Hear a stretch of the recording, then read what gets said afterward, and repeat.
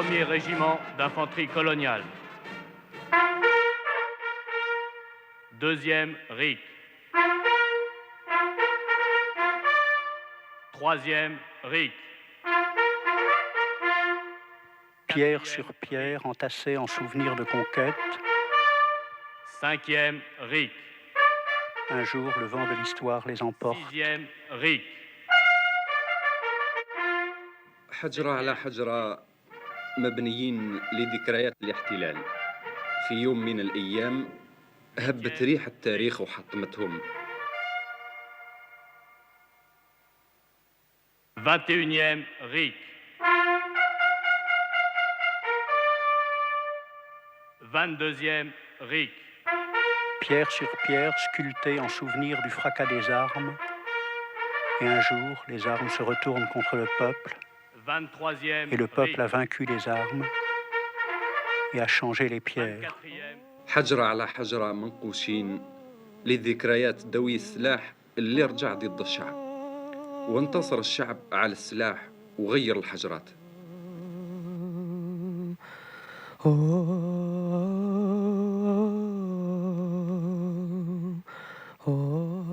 Pierre sur pierre, nous avons bâti au-dessus de notre ville pour la révolution de novembre, en souvenir, non pas dalles pesantes pour écraser les martyrs dans l'oubli, mais vrilles de pierre du sol au ciel. حجرة على حجرة بنينا مدينتنا من أجل ثورة نوفمبر بدون إسمنت حتى ما ننساش الجبال. مدينتنا بنيناها من الحجر من الأرض للسماء.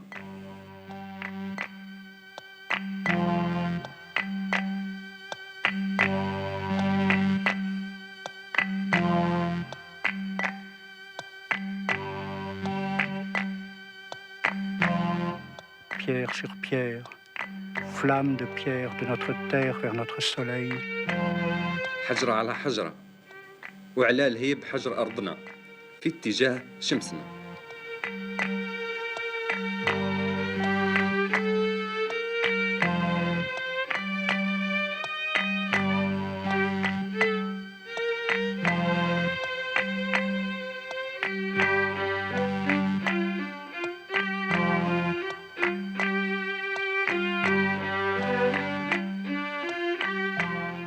Pierre fossile de la mémoire, mais lente danse du souvenir.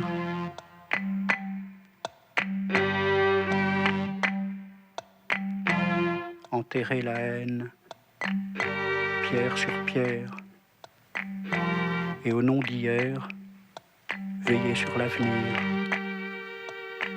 pierre par pierre. حجرة على حجرة دفنا الحقد باسم البارح ترجينا المستقبل.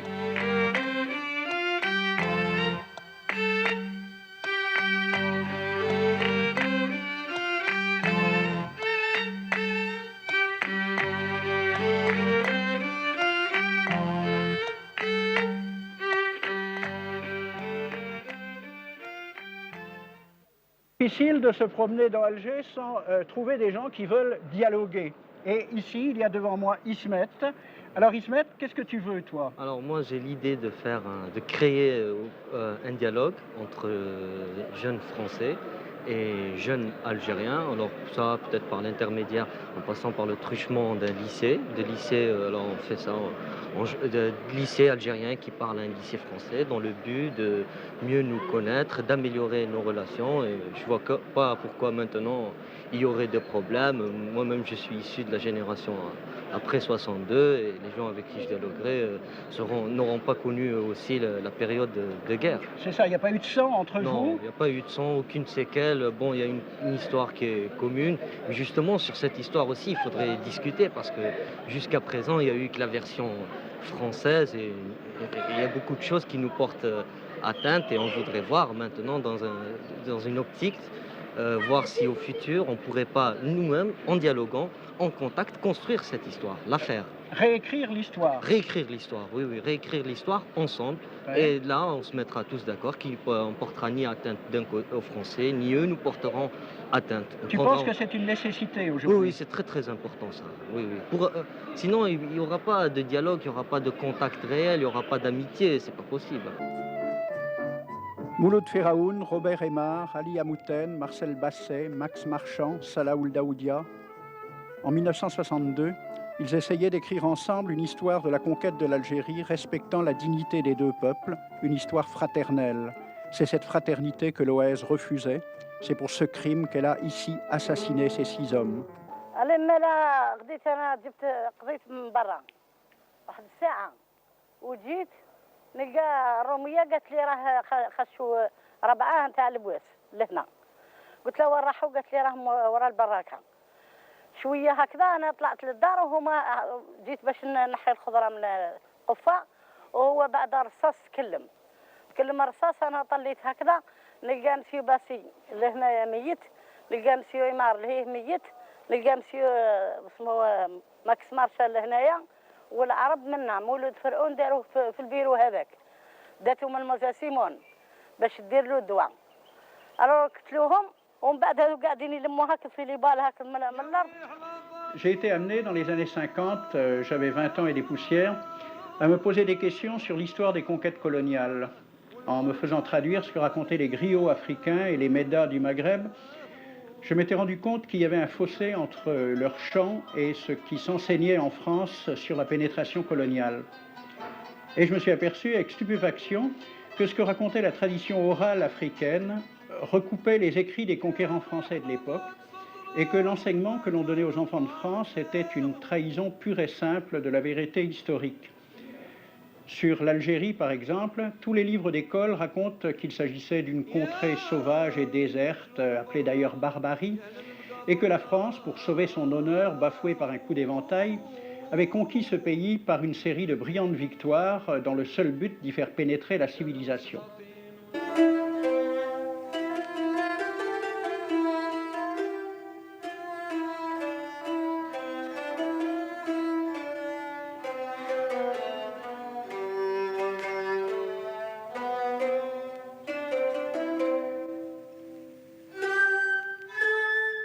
Aujourd'hui, j'ai trouvé à Alger un photographe algérien qui a entrepris de mettre en lumière ce qu'était Alger avant la conquête, en se servant uniquement de dessins et croquis de voyageurs de l'époque.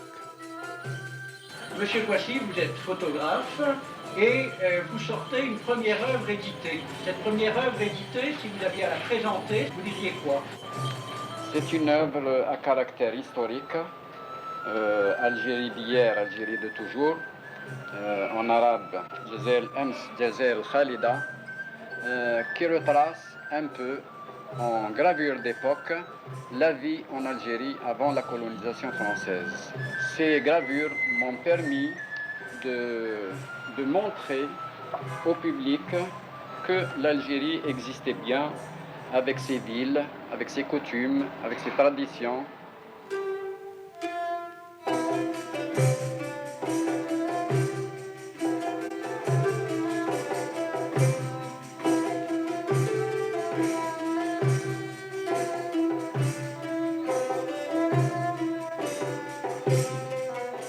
Avant de faire ce livre, j'ai organisé plusieurs expositions à travers l'Algérie, avant l'indépendance, à l'extérieur, dans les pays maghrébins, en France même, en Europe. Et j'ai constaté l'intérêt et l'étonnement que les gens éprouvaient en voyant ces gravures. Ce livre appuie d'une façon modeste, bien sûr, l'idée que l'Algérie était au même point que toutes les nations d'Europe. En cela, tous les historiens sont d'accord avec M. Kouassi. L'Algérie de 1830 était au même niveau de civilisation que les nations d'Europe méditerranéenne, l'Espagne, l'Italie, la Grèce, celles qui n'avaient pas encore été touchées par le début de l'ère industrielle.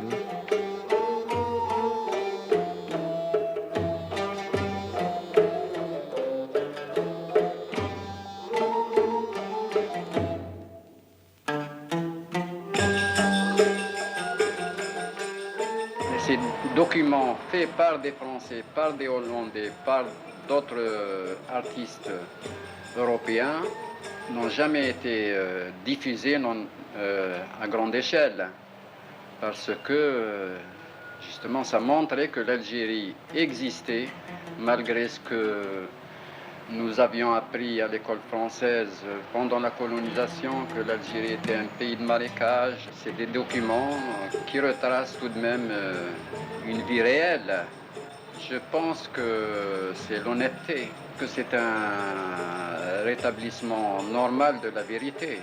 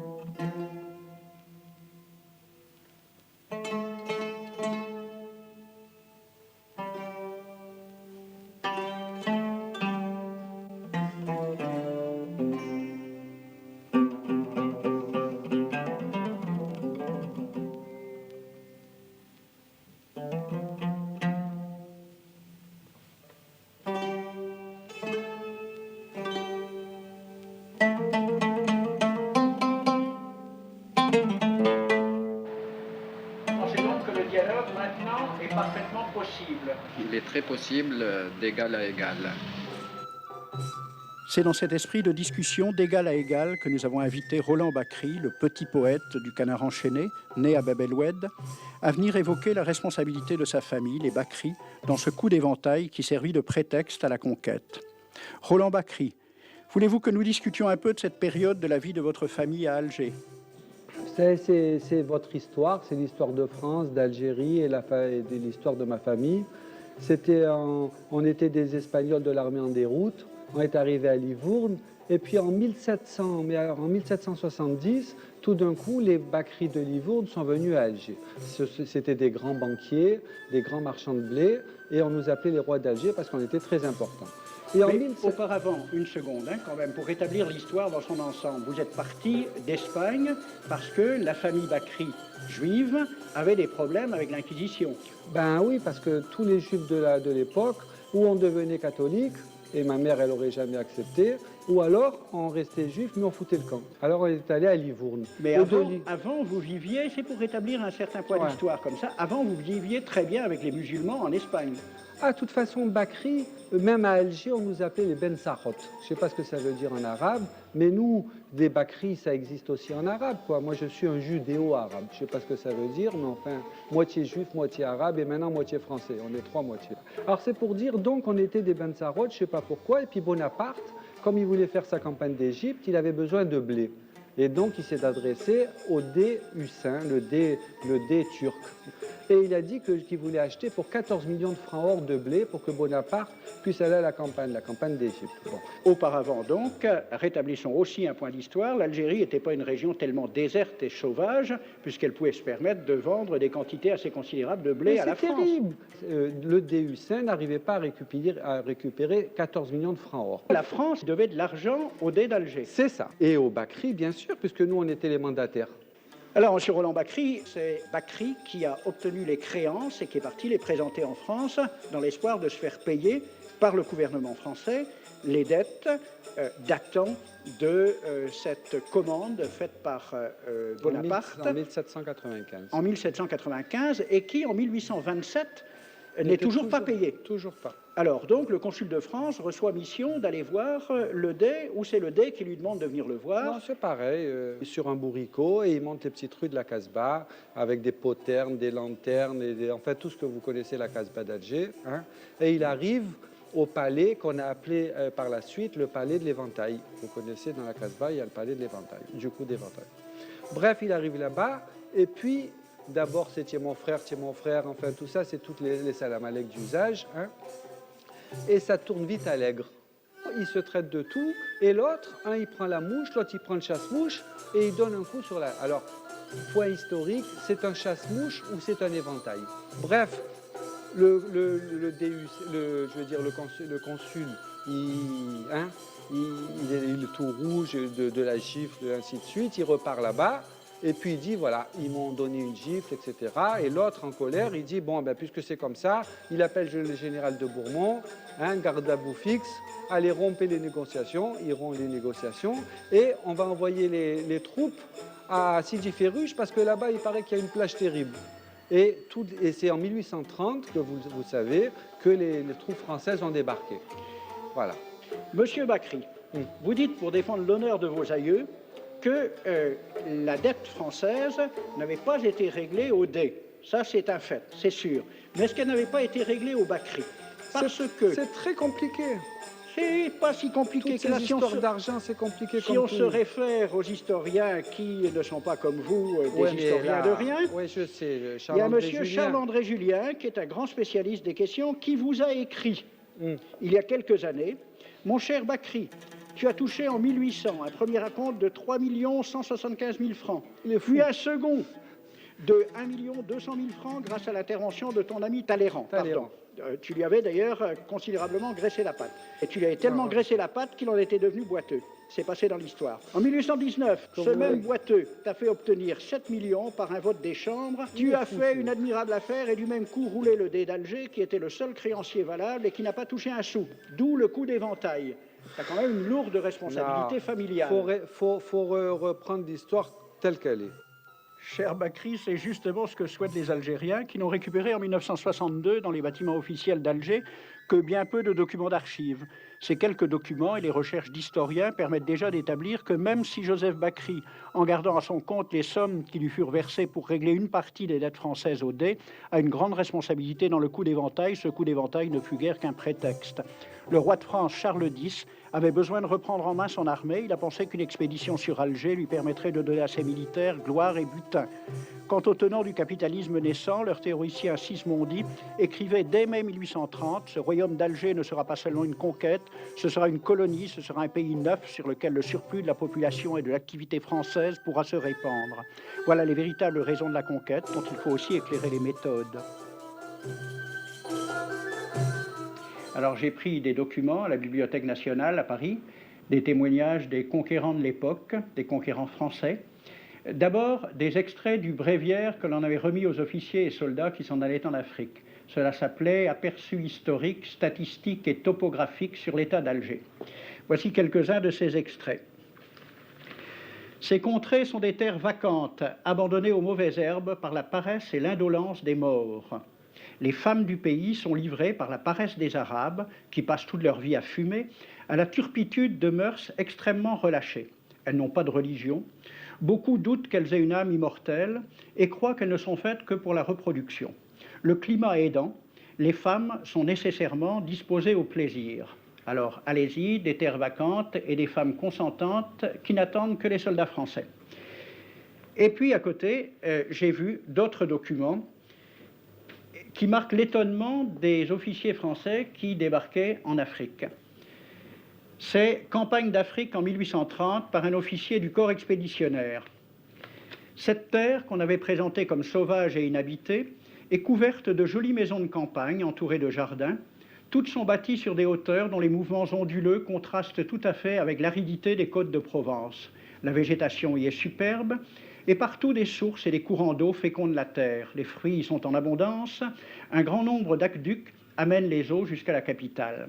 Et le maréchal Bugeaud lui-même. J'ai reconnu que l'Algérie produit beaucoup de grains, une immense quantité de bétail. L'immensité des terrains ensemencés atteste l'existence d'une population beaucoup plus nombreuse qu'on ne le pensait. Le commandant Claude-Antoine Roset, dans Voyage dans la régence d'Alger en 1833. Presque tous les hommes savent lire et compter. En France, on compte à l'époque 40% d'analphabètes. Ainsi, les soldats qui débarquent sont en général moins instruits que les sauvages qu'ils viennent civiliser. Le ministre de la guerre de l'époque, il s'appelait Girard. Il faut se résigner à refouler au loin, à exterminer même la population indigène. Le ravage, l'incendie, la ruine de l'agriculture sont peut-être les seuls moyens d'établir solidement notre domination. Savary, duc de Rovigo.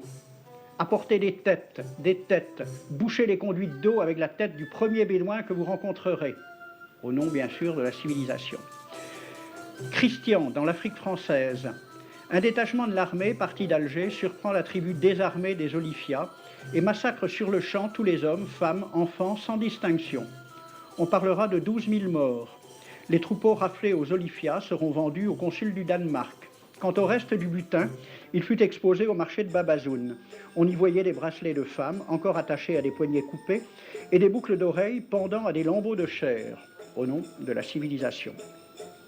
Le colonel François de Montagnac. Selon moi, toutes les populations qui n'acceptent pas nos conditions doivent être rasées. Tout doit être pris, saccagé, sans distinction d'âge et de sexe. L'herbe ne doit plus pousser là où l'armée française a mis le pied. Saint-Arnaud, il était commandant et c'était aussi un mari très attentionné. Il écrit à sa femme « Chère Louise, je suis bivouaqué par une chaleur de 40 degrés au milieu de 20 villages superbes qui ne se sont jamais bien soumis. Je leur ai donné jusqu'à ce soir pour payer les impôts et les amendes que je leur inflige. S'ils ne s'exécutent pas, j'enverrai 3 colonnes brûler tout. » En juin 1845, la tribu des Ouled Riha, chassée de ses douars par les détachements incendiaires du colonel Pélissier, se réfugie dans des grottes de montagne.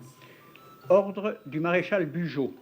Si ces gredins se retirent dans leurs cavernes, imitez Cavaignac aux Béha, fumez-les à outrance comme des renards. Voici le récit d'un témoin, français bien sûr. Voir au milieu de la nuit, à la faveur de la lune, un corps de troupes françaises occupé à entretenir un feu infernal. Entendre les sourds gémissements des hommes, des femmes, des enfants et des animaux, le craquement des rochers calcinés s'écroulant. Le matin, quand on chercha à dégager l'entrée des cavernes, gisaient des bœufs, des ânes, des moutons. Parmi les animaux, entassés sous eux, on trouvait des hommes, des femmes, des enfants. J'ai vu un homme mort, le genou à terre, la main crispée sur la corne d'un bœuf. Devant lui était une femme tenant son enfant dans ses bras. Cet homme avait été asphyxié au moment où il cherchait à préserver sa famille de la rage de cet animal. On a compté 760 cadavres. Le 8 mai 1845, Saint-Arnaud découvre 500 Algériens qui s'abritent dans une grotte entre Ténès et Mostaganem. Saint-Arnaud ordonne à ses soldats de les emmurer vivants. Il écrit « Je fais boucher hermétiquement toutes les issues et je fais un vaste cimetière. La terre couvrira à jamais les cadavres de ces fanatiques. » C'est à peu près ce qu'ont dit les Allemands en massacrant le village d'Oradour-sur-Glane. Montagnac, toujours lui, le colonel. Voilà comment il faut faire la guerre aux Arabes. Tuer tous les hommes jusqu'à l'âge de 15 ans. Prendre toutes les femmes et les enfants. Vous me demandez ce que nous faisons des femmes que nous prenons? On en garde quelques-unes comme otages. Les autres sont échangées contre des chevaux et le reste est vendu à l'enchère comme bête de somme. Toujours au nom de la civilisation. Nous rapportons un plein baril d'oreilles récolté pair à pair sur les prisonniers. Il contient même celle d'un de nos 58 gendarmes morts de maladie. 2 pièces de 100 sous ne sont pas à dédaigner. Le maréchal Soult, ministre de la guerre, répondant à des questions à la Chambre des députés. En Europe, un tel acte serait horrible et détestable. En Afrique, c'est la guerre même. C'est la guerre même, c'est du moins ce que dit le ministre français, mais en face, voici un décret pris par l'émir des Arabes, l'émir Abdelkader. Tout Arabe qui amènera vivant un soldat français recevra pour récompense la somme de 8 douros. Tout Arabe qui aura un Français en sa possession sera tenu de le bien traiter et de le conduire le plus promptement possible, soit devant le califat, soit devant l'émir lui-même.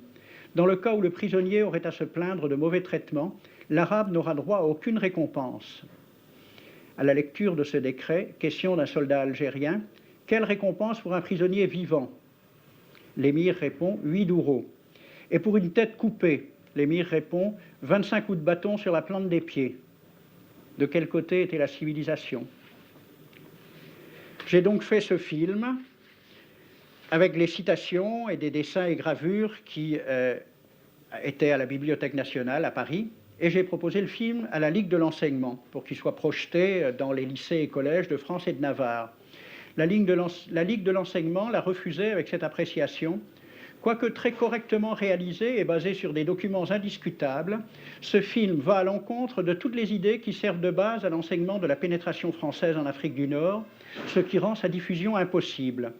C'était reconnaître que l'enseignement n'avait pas pour but l'éducation, c'est-à-dire l'ouverture vers la réalité, mais l'endoctrinement au service d'une idée politique, ici le colonialisme. C'est cet enseignement, cette information de type colonial dont les Français ont été abreuvés qui a contribué à creuser le fossé en gommant toutes les luttes menées par les Algériens, dont le combat ne s'est pas arrêté avec l'exil d'Abdelkader. L'histoire de ces luttes, occultées en France, constitue la saga de l'Algérie réelle, celle de la mémoire populaire. C'est le chanteur Fergani célébrant les batailles menées par Ahmed Salah Bey. C'est l'épopée de Leila Fetman Soumer dans les montagnes de Kabylie. La révolte des Oulettes Sidi Cher, dont les soldats français firent sauter la Kouba.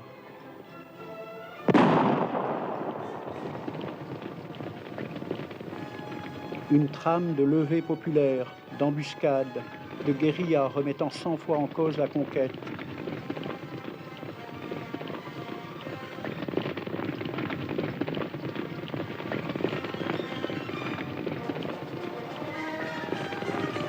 Dans les campagnes algériennes, des noms de héros s'implantaient par les voix des meddas, dans les têtes et dans les cœurs, parce qu'ils étaient tombés en résistant.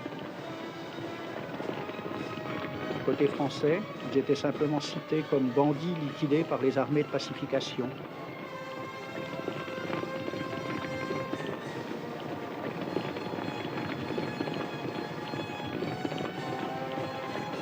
Areski Ben Béchir, Abdoun Ben Ahmed Ben Saïd, Kaddour Ouziane El Kalaï, Yacoub Ben Soltan, Sisliman, El Mokrani. Des jalons d'une longue histoire. À chaque levée populaire, la répression s'abattait, l'administration coloniale confisquait de nouvelles terres et implantait de nouveaux colonisateurs. Des colonisateurs qui, aux yeux des populations algériennes, ne pouvaient être que des usurpateurs de titres, de droits, s'appropriant par la force les terres les plus fertiles. Aujourd'hui, on peut dresser la liste des révoltes et des répressions, des spoliations, une carte des révoltes algériennes, jalonnée d'oradours.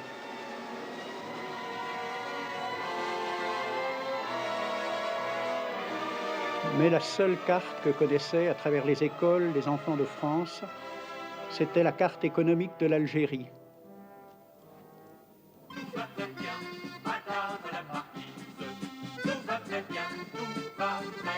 Agrémentée quelquefois de dessins montrant en fait une province française bien pacifique, bien mise en valeur, où poussaient blé, vignes et arbres fruitiers, où le facteur arrivait à l'heure et le médecin au premier appel. Une vision idyllique, sans aucun rapport avec la réalité.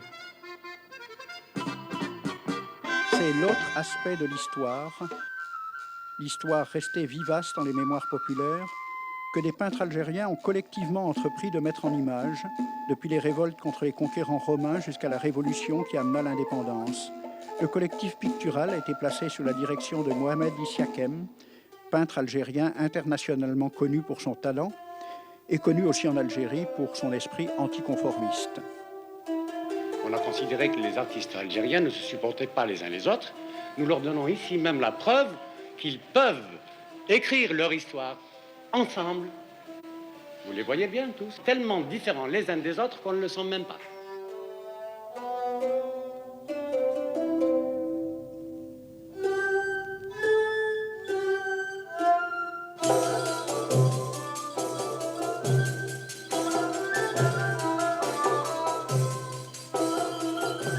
Résumé. Oui. On constate qu'il n'y a pas de résistance. Ouais, on a l'impression qu'ils font du tourisme ici. Il se trouve que l'histoire a dit que quand ils ont débarqué, ils n'ont trouvé aucune résistance parce qu'à l'époque, ils avaient une stratégie qui permettait c'est-à-dire d'attendre l'ennemi et puis de le coincer par la suite et de l'attaquer. Ce qui fait que ceux qui sont venus pour débarquer, effectivement, n'ont trouvé aucune résistance. Absolument aucune. Ah, aucune.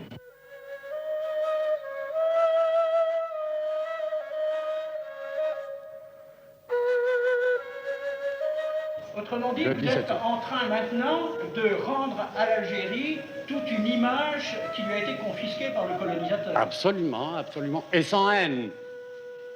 sans haine, à partir d'une documentation très sérieuse, nous essayons de faire le maximum, d'être objectifs. Nous ne voulons pas tricher. Nous ne voulons pas tricher. Est-ce que Sidi Ferruch a existé? Bon, demain, il a vu ainsi. Est-ce que la bataille de l'Harrach a existé? Monsieur Sahouli l'a vu à sa manière. Nous laissons chacun interpréter à sa manière l'épisode, Donc il l'épopée. s'agit autour de l'histoire d'un peuple de créer une entreprise à la fois où chacun peut s'exprimer individuellement, Oui. mais à l'intérieur et avec le soutien d'une collectivité. Absolument, et à partir de données scientifiques très sérieuses. Vous avez donc des historiens qui travaillent Absolument, avec vous. nous travaillons en collaboration. Avant l'indépendance de l'Algérie, il y a quand même eu des peintures qui ont été faites sur l'Algérie par des peintres étrangers. Bon, si vous voulez nous ramener à un petit peu aux orientalistes, aux orientalaneries, parce que vous savez, moi, je suspecte tout ce qui a été fait par les orientalistes. Sincèrement. On les appelle orientalistes, je me demande pourquoi d'ailleurs. C'était peut-être des touristes, ils appartenaient à une collectivité, peut-être. Bon, ils ont essayé d'imaginer certaines batailles, mais ils ne les ont pas vécues. Ce sont des informations suspectes qu'ils ont recueillies chez... Je ne les appelle même pas des envahisseurs. Mais notre histoire doit être de toute manière racontée, et je ne vois pas pourquoi les artistes ne se réuniraient pas à partir des apports des historiens, pourquoi ils ne raconteraient pas leur histoire.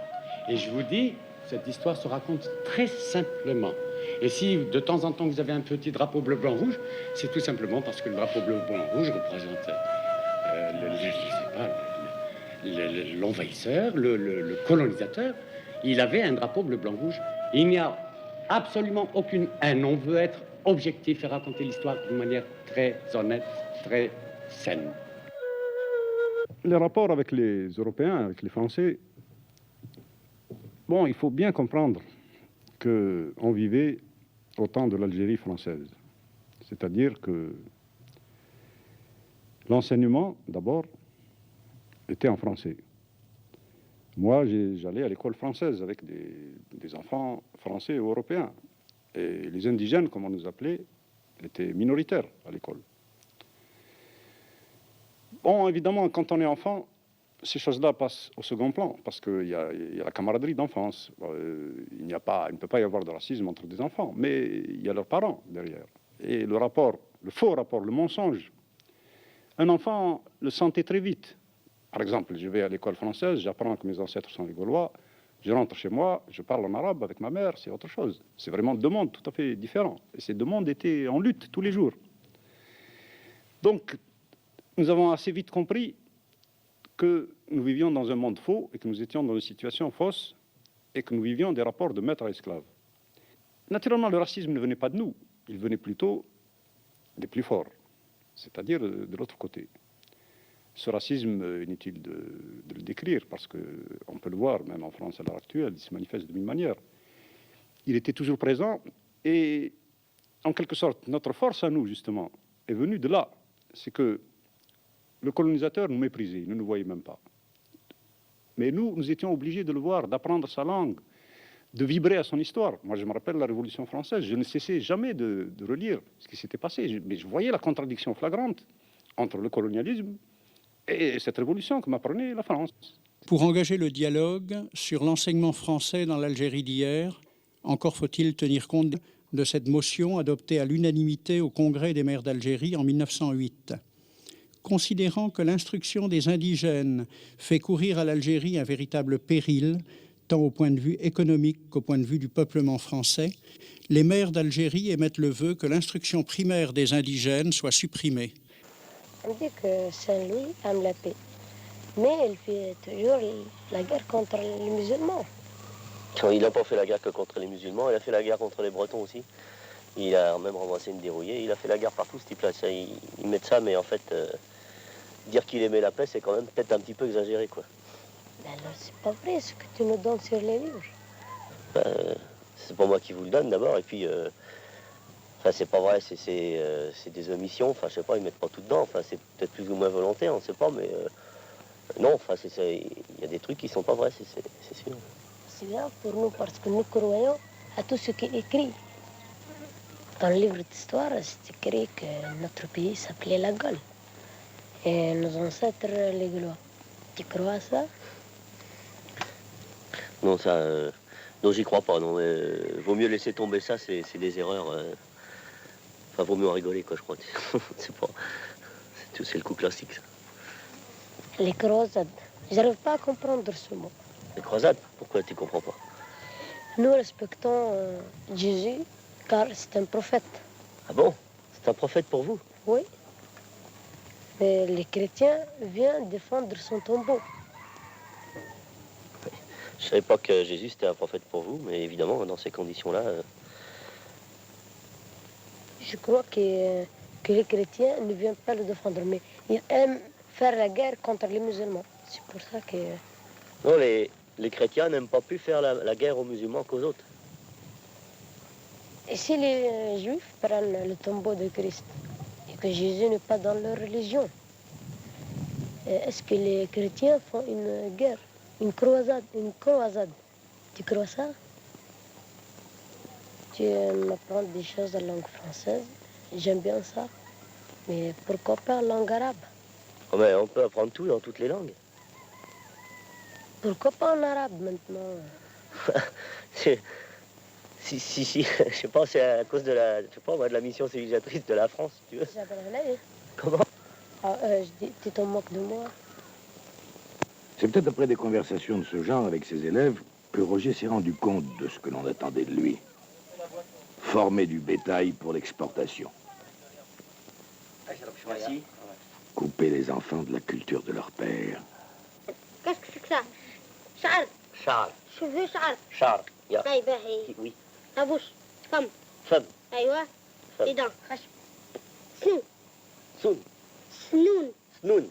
سنون. Le nez. Le nez. الخشم. Al-Khashmou. الأنف. Al-Anfou. Les deux. الخشم والأنف.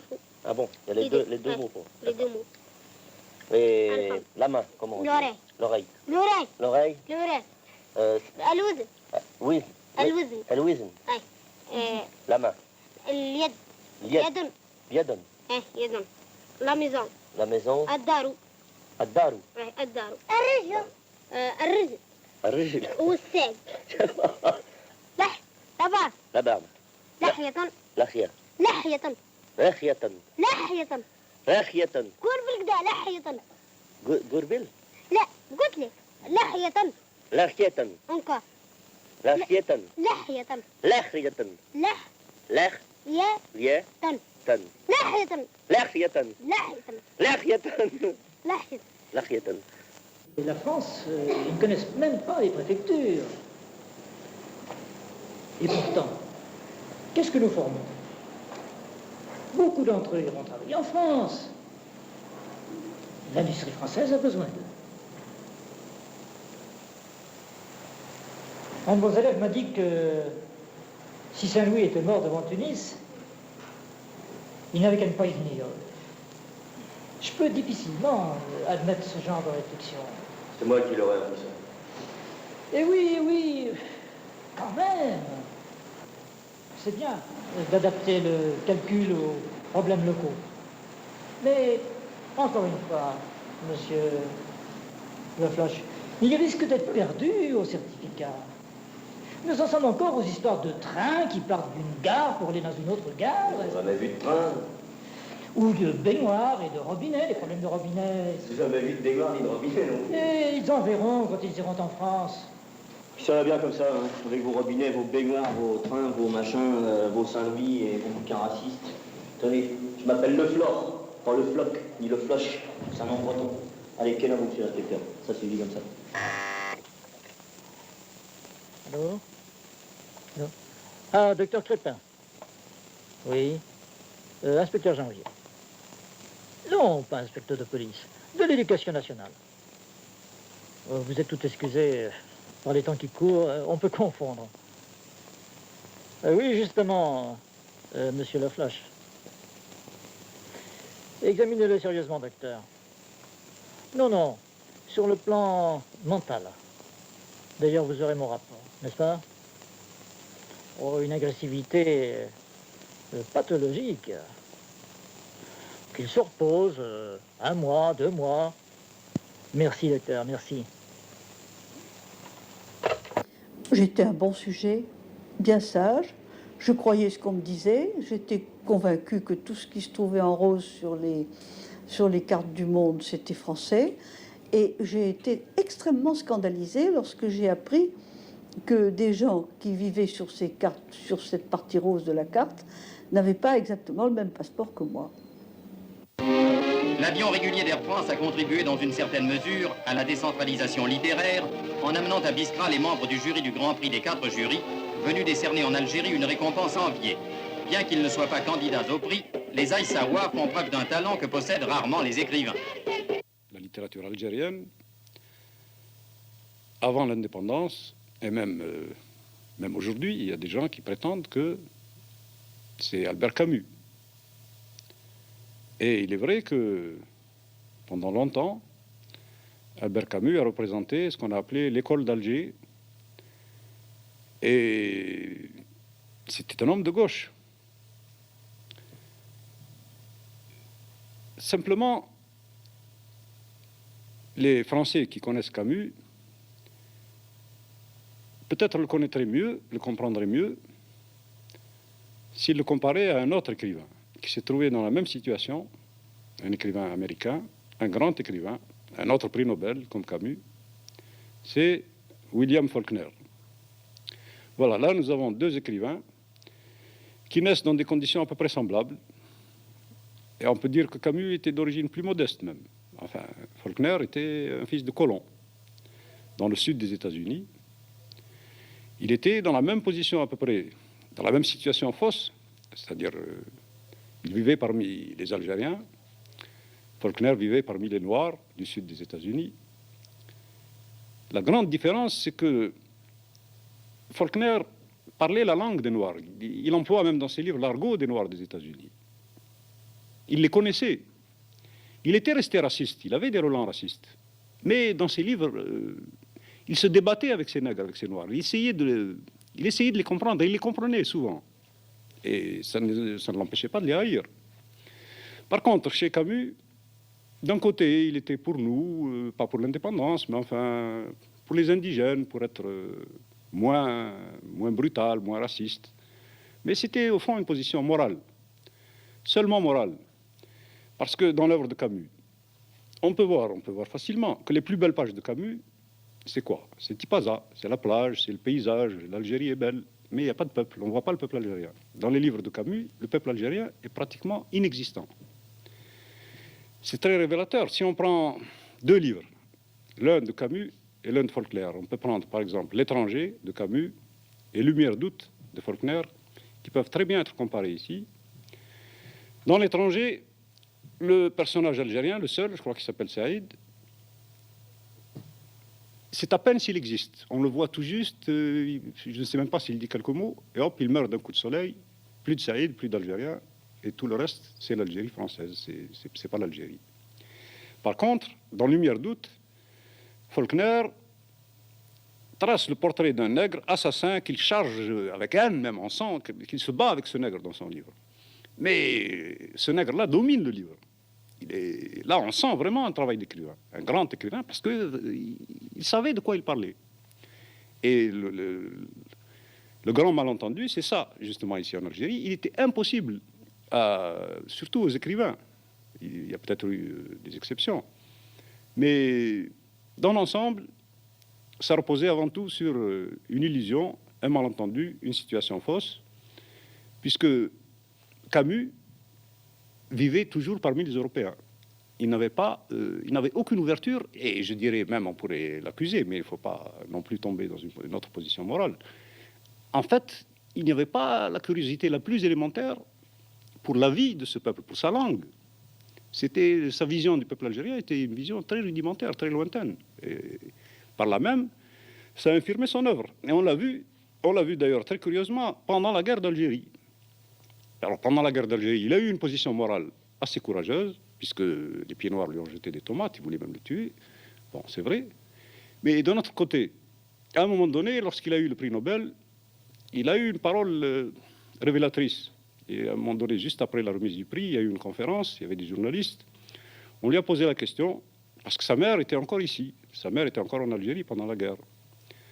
Et il en est arrivé à dire, moi, si je dois choisir entre l'Algérie et ma mère, je choisis ma mère. Et à ce moment-là, dans la salle, il y a justement un nommé Saïd, comme le personnage qu'il a tué dans son roman. C'est très curieux. C'est un travailleur algérien qui travaillait là-bas, en Suède, qui se trouvait dans le public et qui lui a dit, moi, je ne ferai pas la différence entre l'Algérie et ma mère. C'est-à-dire, quand on se sent algérien, on ne viendrait pas à l'idée, il ne pourrait pas venir à l'idée d'un Algérien de dissocier sa mère de l'Algérie. Voilà, le drame, il est là.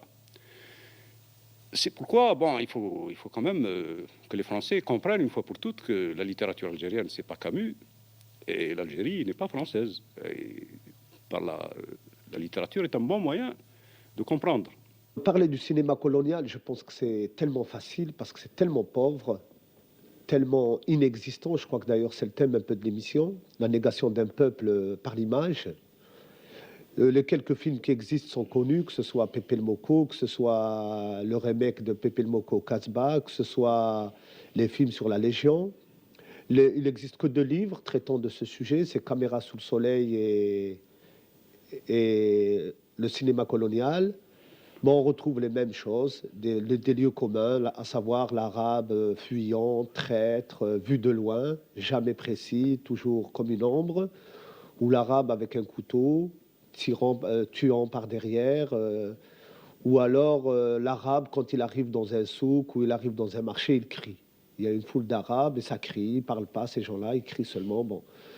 Ça, c'est malheureusement, malheureusement bien sûr, mais c'est logique dans un système colonial, c'est tout ce qui existe comme image de cette période. Mais il y a quand même, dans Pépé le Moko, il y a quand même l'image d'un arabe. Oui, c'est un second rôle, mais... Voilà, c'est un traître. C'est un traître, c'est le billard, comme on dit en arabe, c'est l'agent. Et c'est l'une des rares fois où on a donné une image d'un arabe un peu près. Il est félon, il est traître. Bon. Quand on prend un livre français, spécialement un dictionnaire qui est le reflet de la civilisation, et même on pourrait trouver notre image à nous que nous donnent les Français. Quand on regarde, on prend par exemple le mot sémite, qui est assez révélateur. Alors je prends le dictionnaire. Tout le monde sait ce que c'est que sémite. Alors tout le monde sait ce que c'est que sémite. Alors je reprends parce que j'ai l'impression que les gens ne savent pas ce que c'est. Alors sémite dans le dictionnaire dit Sem, fils de Noé, nom donné aux membres d'un ensemble de peuples du Proche-Orient parlant actuellement ou ayant parlé dans l'Antiquité les langues sémitiques. Les plus importants des peuples sémites, anciens ou modernes, sont les Acadiens, les Amorites, les Aramais, les Phéniciens, les Arabes et les Hébreux. Les Arabes et les Hébreux. Oui. Donc, alors maintenant, on va voir qu'est-ce que veut dire le mot antisémite, qui pour nous veut dire opposé. On est bien d'accord sur ce plan-là. Bon, on va voir ce qu'en pense le dictionnaire. Alors, pour le mot antisémite, alors la définition est très courte, hein, c'est étrange, c'est hostile aux juifs. Alors, puisque être antisémite, c'est être hostile aux juifs. Alors, qu'est-ce que serait être hostile à l'arabe? Tu es un arabe, qu'est-ce qu'on qualifierait ça de quoi? Puisque oui, tu dis que les arabes, effectivement, sont sémites aussi, et antisémite, c'est uniquement hostile aux juifs, donc d'après toi, d'après le dictionnaire... Non, il y a pas quelque chose, il y a quelque chose qui cloche là. Quand on tue un arabe, on n'est pas antisémite, mais quand on tue un juif, on est antisémite. Les frontières religieuses sont des frontières très sérieuses. Elles ne sont pas rigoureuses entre les individus. Entre les individus, l'accord se fait plutôt d'après la culture que d'après la religion. Mais entre les nations, les frontières religieuses sont quelque chose de très fondamental. Alger fait un chaleureux accueil au cardinal Verdier, archevêque de Paris, qui, en qualité de légat pontifical, va présider le congrès eucharistique de l'Empire. Pour la messe en plein air, un autel monumental a été dressé au bord de la mer. Sur la demande de sa sainteté Pie XII, c'est la paix et la charité qui sont les principaux thèmes des cérémonies solennelles.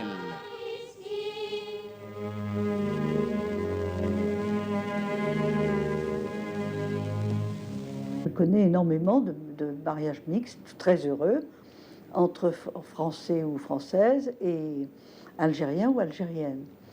Mais ceci, l'accord des individus est une chose et l'accord des collectivités est une autre. Lorsqu'il y a différence religieuse entre deux populations, le moindre déséquilibre économique est ressenti avec une aigreur extrême.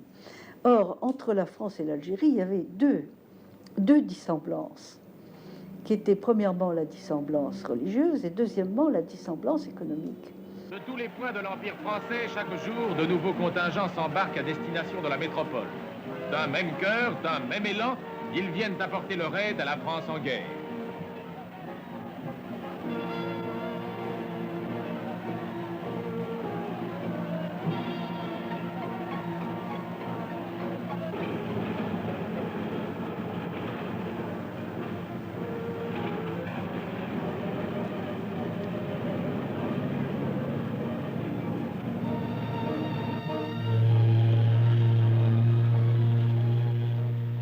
La guerre, c'est le rationnement. Tout était rationné, tout était au marché noir. Il y avait la famine. Et je ne sais pas si on imagine vraiment ce que ça veut dire, la famine. Moi, j'ai vu de mes propres yeux un homme mort de faim à Sétif dans la rue. Et il était à moitié nu, parce qu'on ne trouvait même pas de quoi s'habiller non plus. On ne trouvait strictement rien. C'était la misère la plus noire. Il y avait d'ailleurs, la misère amène d'autres choses, les épidémies par exemple. Il y avait une épidémie de typhus terrible. Au village où j'étais, près de Sétif. Enfin, les gens allaient au cimetière plusieurs fois par jour. On mourait par famille entière. Presque toutes les familles étaient décimées. Et vraiment, c'était une épidémie qui a fait énormément de victimes. La misère, bon, ces épidémies-là, et puis tout d'un coup, l'annonce d'une victoire qui devait se concrétiser par un changement pour nous. Une grande espérance, c'était de voir l'Algérie se libérer en même temps que la France et établir avec elle d'autres liens que les liens coloniaux. Mais pour les tenants du colonialisme, il est hors de question que changent ces liens coloniaux. Pour eux, ces soldats algériens, rescapés de la campagne d'Italie, de la campagne de France, de la campagne d'Allemagne, il faut bien leur faire comprendre dès leur retour à Alger qu'ils se sont battus pour la liberté des autres et pas pour la leur. Pour bien marquer qu'en Algérie, rien n'est changé, l'administration coloniale entend, avant même que cesse la joie populaire, frapper un grand coup. Lorsque je suis sorti du collège, le mardi 8 mai 1945, parce que nous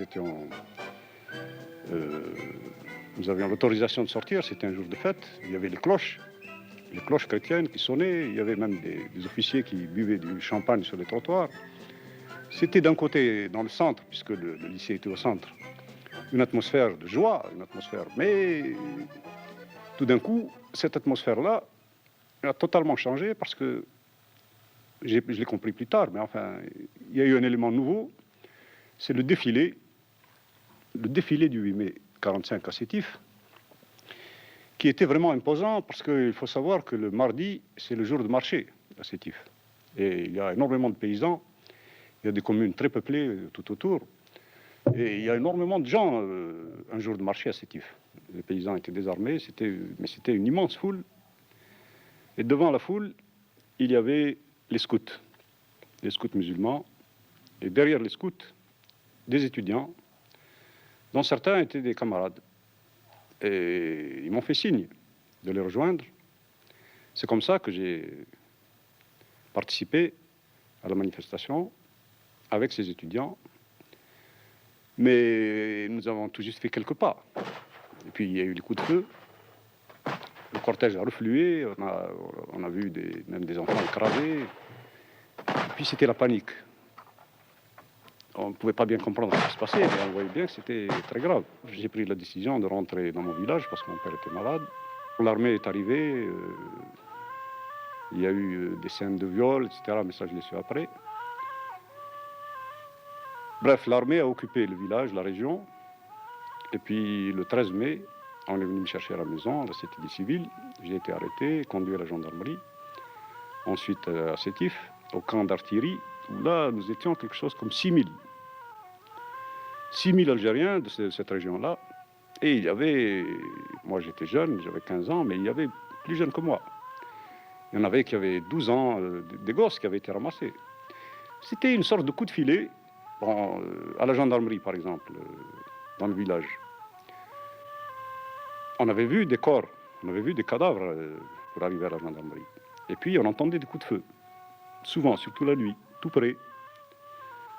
Alors tout le monde pensait qu'on allait être liquidé. Bon, les gendarmes et l'armée amenaient tout le temps de nouveaux prisonniers et on comprenait bien qu'il y avait vraiment une vague de répression qui s'est poursuivie après. Et c'est à ce titre, surtout quand on est arrivé au camp, que nous avons commencé à avoir quelques informations et à comprendre l'ampleur du massacre. Face à 103 morts européens, l'administration coloniale annoncera 1150 morts algériens victimes de la répression. Mais si le bilan des morts européens reste stable, le chiffre des morts algériens s'alourdit vite. 7500, dit-on à l'état-major du général Duval. La commission présidée par le général Tubert arrive à 15 000 morts, mais est rappelée avant d'avoir terminé son décompte. La commission algérienne et une commission de l'ambassade américaine arrivent à peu près à un chiffre commun, entre 40 000 et 45 000 victimes algériennes. Oui, c'était vraiment un massacre, un grand massacre. Et il faut comprendre qu'il n'est pas dû au hasard, il n'est pas seulement lié à l'histoire entre l'Algérie et la France, puisque ce massacre, le même, et peut-être encore plus ample, s'est produit à Madagascar, la même année. Et en Indochine aussi. C'est la même politique qui a conduit à ces massacres-là. Puisque en Indochine, le bombardement de Haiphong, le revirement du gouvernement français avec le bombardement par d'Argentlieu, l'amiral d'Argentlieu, qui traduisait un changement radical de la politique française. Parce qu'après le discours de Brazzaville de Gaulle, on pensait que le gouvernement de la France libre serait pour l'émancipation des colonies. Il y avait des espérances et des illusions dans ce sens. On parlait d'union française. Et quand on a vu le massacre, quand on a commencé à avoir des nouvelles de ce qui s'était passé, par exemple pour ma part, moi j'étais dans la région de Sétif, mais j'avais une grande partie de ma famille à Galma, dans la région. Et on a appris là que les massacres ont été extraordinairement sauvages. Ils voulaient vraiment nous anéantir, et d'ailleurs les plus cyniques disaient, bon, comme ça on aura la paix pendant 10 ans. Ce qu'ils faisaient, c'était vraiment, ils voulaient atteindre avant tout la jeunesse algérienne. Cette jeunesse qui levait la tête, ils la sentaient relever la tête. Et à Galma, par exemple, ils se présentaient avec des camions dans les domiciles. Ils prenaient, j'ai eu comme ça beaucoup de camarades d'école, beaucoup de jeunes que je connais très bien, qui avaient le même âge que moi à peu près, et beaucoup d'autres qui ont été ramassés et froidement exécutés par les milices. Alors ces milices, c'était naturellement des milices de colons, mais elles agissaient en rapport étroit avec l'armée. Ça a été vraiment la boucherie. D'autant plus que c'est allé très loin. C'est-à-dire qu'on n'aurait jamais soupçonné tant de haine. Il est vrai que la haine a existé des deux côtés. Mais je crois que là où elle a existé le plus, c'est du côté des colonialistes. Par exemple, quand on brûle un greffier qui avait 9 enfants à Kharrata, ils l'ont brûlé, ils l'ont aspergé d'essence et brûlé avec ses enfants. Bon, moi j'ai eu un parent qui a été tué avec sa femme enceinte. Là, justement, l'histoire de ce parent prouve qu'on ne pouvait même pas être neutre. Parce que ce parent-là, au fond, il était neutre, il n'était pas engagé politiquement. Lui, ce qui l'intéressait, c'était la pêche à la ligne. Il travaillait à l'école d'agriculture. Bon, il faisait très bien son travail, et puis il allait à la pêche. Puis voilà. Bon, quand il y a eu des événements, quand la milice de Galma s'est formée, on est allé le prendre, on lui a dit, voilà, prends un fusil, on va tuer les Arabes. Bon, lui, il a dit non, pourquoi je vais tuer les Arabes, il n'y a rien contre eux. Bon, ben à ce moment-là, on l'a immédiatement fusillé. Sa femme l'a entendu tomber, elle est venue en criant, enceinte, ils l'ont tué, et son fils, 10 ans, pareil, c'était pareil, ça a été... Dans toute une région, ça a été ça, systématiquement. Le gouverneur général, c'était un socialiste, c'était le gouvernement de Gaulle. C'est là qu'on a vu l'armée, déjà, dépasser en quelque sorte le gouvernement, le mettre devant le fait accompli, procéder au massacre, et par là même confisquer le pouvoir aux civils. Et ça, on ne l'a pas assez compris en 1945. Bien, ce qui s'est passé ce jour-là, je crois que ça a été, on pourrait appeler ça les illusions perdues. Nous avons perdu l'illusion que nous pouvions avoir l'indépendance comme ça, octroyée d'en haut, comme un cadeau des Français de gauche. Quant aux colonialistes, eux aussi, ils ont perdu au moins une illusion. Parce qu'ils pensaient que par ce grand massacre, ils auraient la paix pendant 10 ans. Mais quelle paix?